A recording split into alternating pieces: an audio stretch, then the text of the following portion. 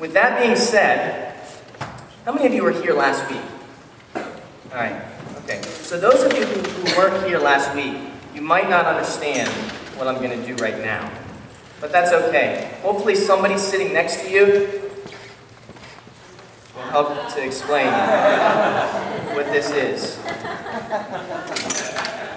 Right here. Because last week, can y'all see that? Can y'all see that? Last week, my beautiful, mature wife, she did not like the Christmas clock that I purchased. And so she hid it. Literally, she hid it. We didn't talk about this as adults. She hid the clock. And I told you about that last week, and it kind of was the intro to the sermon. And I said that I was going to find it, so I went home, and of all places, she hid it behind the manger scene. Well done, honey. I waited for the hour. It was 1 o'clock. I listened because it chimes every hour, a nice Christmas carol, and I found it. It has nothing to do with the sermon today. I just wanted to show you that I found it. And yeah, absolutely. Thank you. Thanks, honey. Hey, last week we talked about the humanity of Christ. The fact that Jesus, he was human. He was just like you and me. And we talked about temptation and how we walked through the same temptations that you and I had. But the author of Hebrews said, and though he was tempted in every way, yet did not sin. And so we found out that we serve a Christ who is not far removed and doesn't understand what you and I can walk through, but rather, when we approach him with where we're struggling, when we approach him with the things that trip us up, the things that at times own us, he not only can understand, but he can help us to be victorious. We talked a lot about that last week, and we said that yes, Jesus Christ is indeed human, but there's another side of who Jesus Christ was that is just as equally important. It's the fact that Jesus Christ is God. Jesus Christ is Lord. He is God.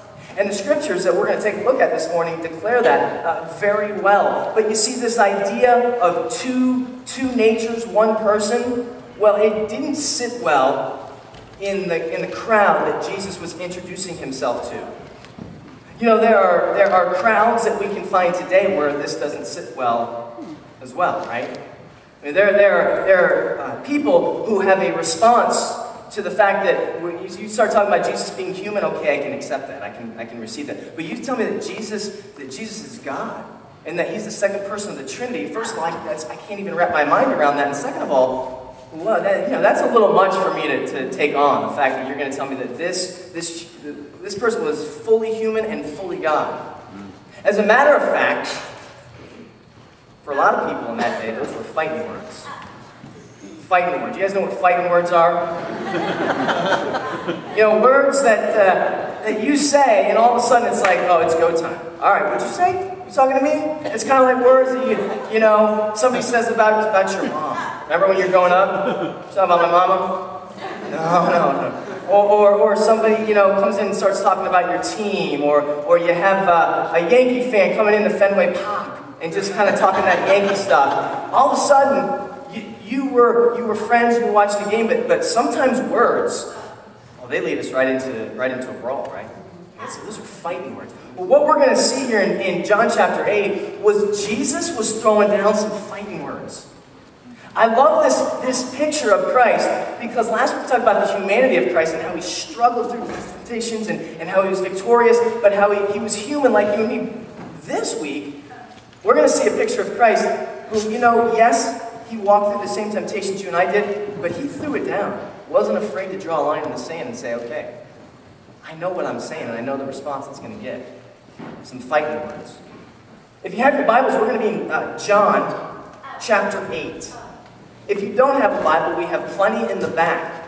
If you want to borrow one, please do so. If you want to keep one and need one, please do so. We want everybody to be able to have a Bible here at the Avenue Church. Well, in John chapter 8, it's sort of like leading up to this major scene. At the beginning of John chapter 8, we see the woman caught in adultery. And all the at the time, the religious leaders bring this woman who was caught in adultery and say, Jesus, what are you going to do? Well, what does he do? He looks at her, he forgives her, he doesn't condemn her, and he says, go and sin no more. Okay, so they start to get frustrated because they were looking for a lynching. They were looking for something bad to happen, and they wanted Jesus to throw the hammer. Well, it gets worse because then after that, Jesus explains that he's the light of the world. And now they're kind of getting not only confused, but they're getting a little bit angry. Like, what are you talking about, the light of the world? You're bringing a lot of emphasis on yourself, Jesus. I'm not really sure I'm buying all this. He then goes on to say, the truth will set you free. All right, now they're starting to think, wait a minute, free? We're not slaves. You're talking about free. I don't understand what you're saying. We haven't been slaves since we were back in Egypt. We've been a free nation for, as a matter of fact, we're very patriotic about our Jewish nation. How dare you begin to say that we need to be set free? He then goes on to talk about how you are the father of you are of your father the devil. Okay, now he's really throwing out some words. He's saying, not only do you not belong to the Lord, but the way that you're living and the way that you've turned your back on grace, oh man, that's not of the Holy One. That's of the evil one. But then it gets right down to it here in Matthew 8. We pick it up in verse 48, and Jesus says this. The Jews answered him, are we not right in saying that you are a Samaritan and have a demon? Jesus answered, I do not have a demon, but I honor my Father, and you dishonor me. Yet I do not seek my own glory. There is one who seeks it, and he is the judge. Truly, truly, I say to you, if anyone keeps my words, he will never see death. The Jews said to him, now we know that you have a demon. Like, you're whacked. No way. Abraham died, as did the prophets. Yet you say, if anyone keeps my word, he will never taste death. Are you greater than our father Abraham, who died? And the prophets who died? Who do you make yourself out to be? Jesus answered, if I glorify myself, man, my glory is nothing. It's my Father who glorifies me, of whom you say he is our God. But you have not known him. I know him. If I were to say that I do not know him, I would be a liar like you. But I do know him, and I keep his word. Verse 56, your father Abraham rejoiced that he would see my day. He saw it and was glad. So the Jews said to him, you are not 50 years old, and have you seen Abraham? Come on. Jesus said to them, truly, truly, I say to you, before Abraham was, I am. He picked up stones to throw at him. He hid himself and went out of the temple.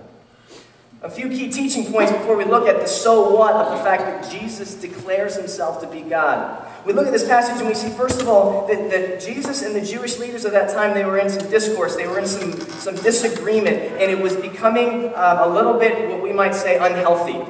They both were hardening their sides, and it was getting to a point where now it wasn't just an intellectual back and forth, the kind of thing you might engage in at Starbucks or maybe, at a meeting or at your workplace where you're just kind of talking back. It was starting to get nasty.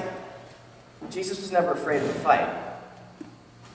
They say, hey, we know now that you're a Samaritan. A Samaritan. What really are they calling him when they say he's a Samaritan? Some of you may know the parable of the Good Samaritan or whatnot, but I have a picture here of a Samaritan that you're thinking that's not a picture of a Samaritan.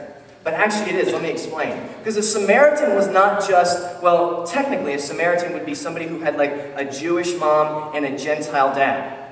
And they would look at them and they say, well, you're really nothing. You're not a purebred. You're not one of us because you didn't keep the line. But in this case, they not only say that about Jesus from his heritage, they say you're a pretender. When they use the term Samaritan here, they say, hey, you are a fake. You're claiming this, but you're not real. So why do I have a bunch of purses behind me? Have you ever been to Chinatown in New York City? Chinatown in New York City is a great place for Chinese food. It's got a lot of culture and things like that. When we went to Chinatown, we heard you can get like a serious purse there in Chinatown, right? I mean, one that, probably isn't the real thing, but it looks really good, and it's, like a quarter of the price. So we got off the subway to go to Chinatown, and we like got accosted. There were all these people that just kind of like came up and bum rushed us and said, hey, you want a purse? And so we kind of had in our mind, I guess this is like a New York thing to do, right? Like you go to New York and you go and you buy one of these things. It's like the guys who have the watches, well, these have the purses. The next thing we know, we are up 3 stories. I'm not kidding you. We're up 3 stories in some